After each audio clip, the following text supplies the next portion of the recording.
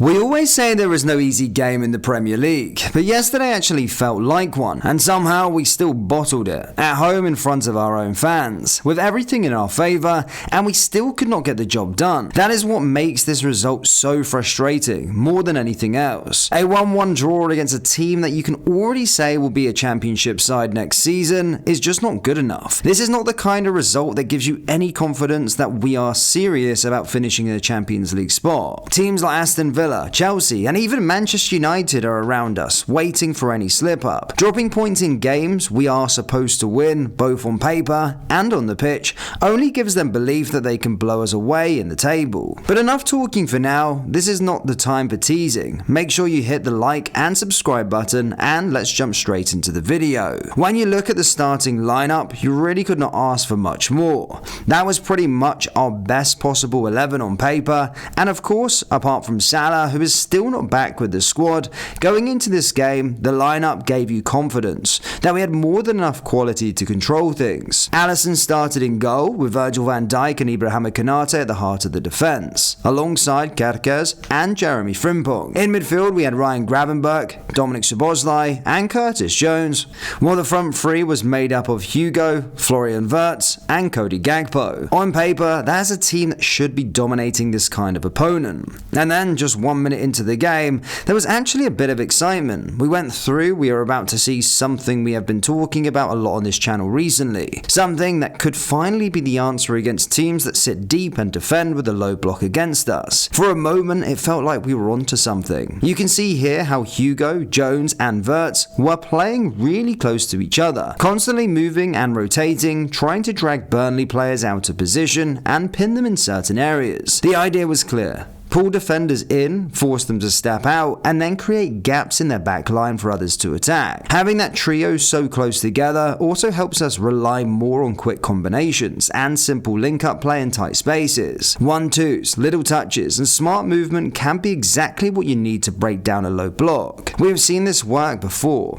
It led to a dangerous shot created by the same trio against Sunderland, and it also played a big part in the goal we scored against Barnsley. In those moments, you could really see the potential of this setup. However, the combinations between these three were almost non-existent, and that is the key problem. The reason for that is simple. This was not something Slot was actually trying to set up. Instead, these three players just ended up close to each other on the pitch because they were given the freedom to roam around the pitch. You can see that clearly when you look at the passing map here. Yes, they appear in similar areas, but they're not close enough for real combinations to happen on a regular basis. Even more telling is how light the lines are between them. That shows they barely tried to find each other with passes, which defeats the whole purpose of having them in those positions in the first place. All of this, combined with the slow and flat passing, made the game really hard to watch. We were just moving the ball around with no intensity and no real change of tempo, and with every passing minute we were only making things more difficult for ourselves.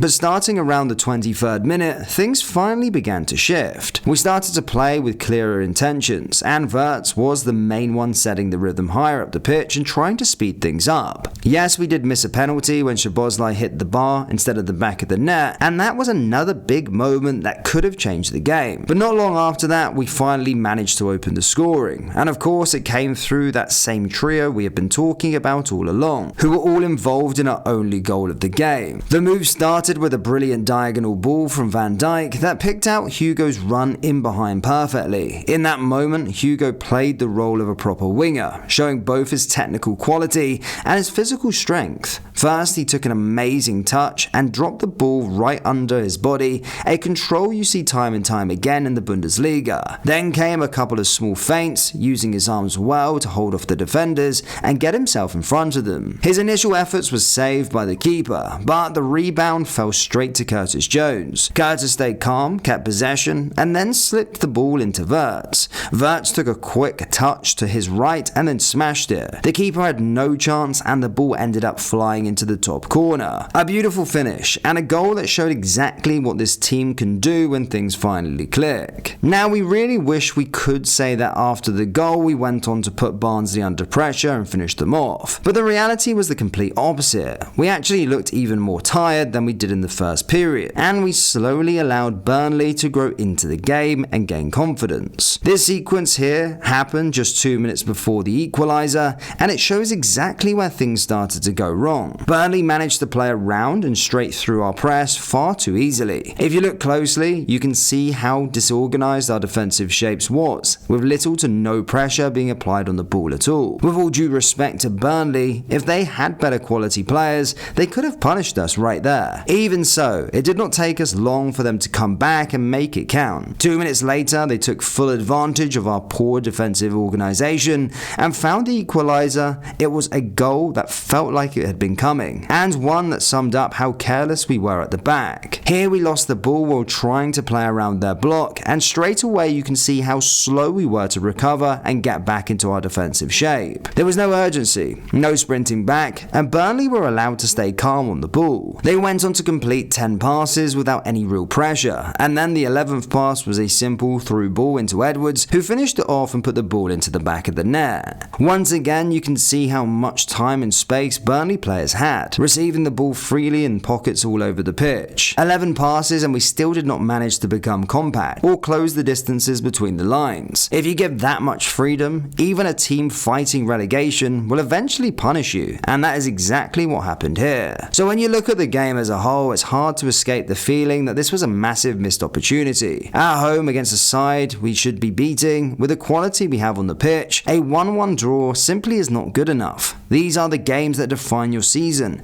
and once again we failed to step up when it mattered. What makes it even more frustrating is that the problems were not new. Slow build-up, poor intensity, and a lack of control without the ball were things we've already seen before. When we finally showed some clarity and purpose, we scored. But instead of building on that momentum, we dropped off, lost focus, and invited pressure. At this level, you get punished for that. We could have added a second in the last 10 minutes of the game. Hugo was very close to doing so, but when you blow a lead, miss a penalty, and look lethargic for most of the game, you can only blame yourself instead of missed chances. If we are serious about finishing the Champions League places, performances like this need to stop. You cannot afford to keep dropping points against teams near the bottom of the table and then expect to be fine at the end of the season. Other teams are right behind us, and they will not keep making mistakes forever.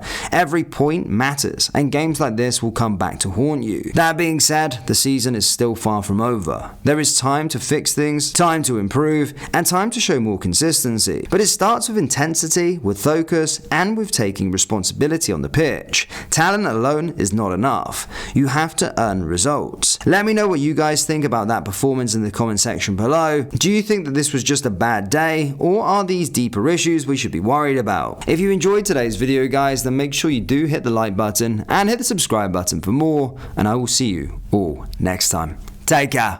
Peace.